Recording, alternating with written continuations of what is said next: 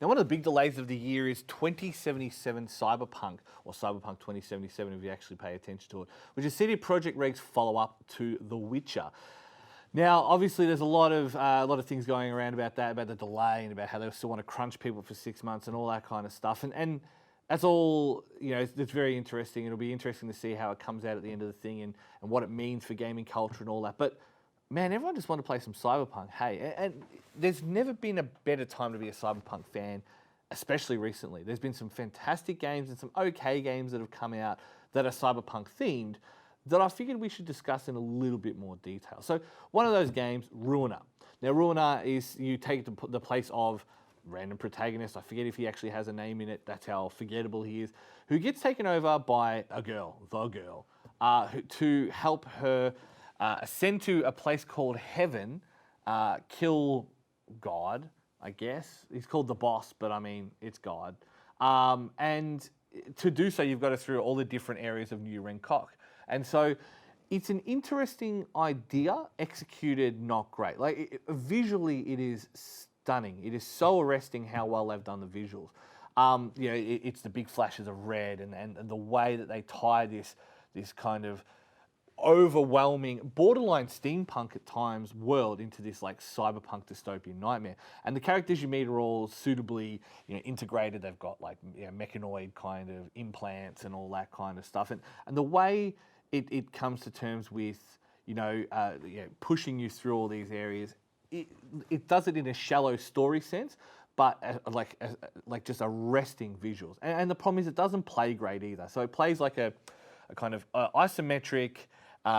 It's meant to be like a stick shooter, but it also has melee mechanics. And the problem is the melee mechanics are tied to which direction you're looking in. So instead of it being slash, use the sticks to aim when I just want to shoot guns, it's both. You have to aim while you're both like hitting melee and shooting guns. So it plays well enough that the experience doesn't the gameplay doesn't sour you on getting through the game and experiencing it all. And yeah, it's shallow. If anything, it sets up a world that it doesn't capitalize on, and a Ruiner 2 would hopefully go into that in more detail.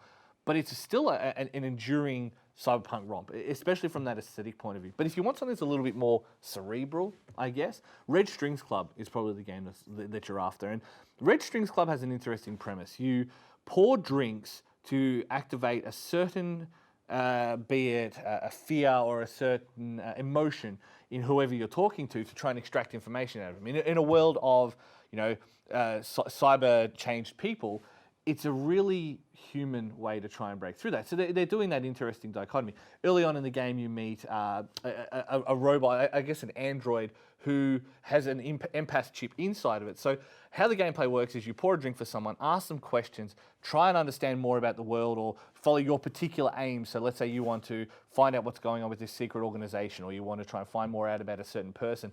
There are better ways to do it. There are ways to do it. So you would activate someone's fear response and then make them fearful and make them spill information that you want.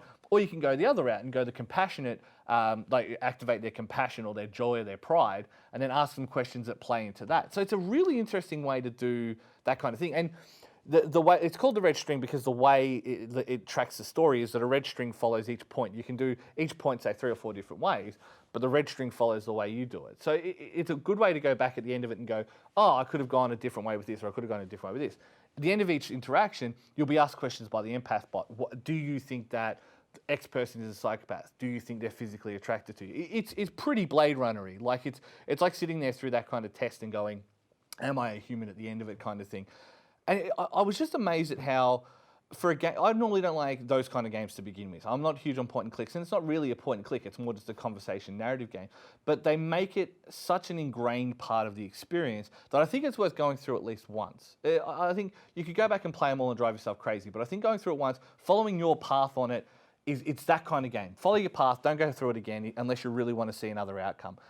The third game that I'm really going to go into detail on, NeoCab. Now, NeoCab, you come to the new town, legally distinct from Los Angeles, of course.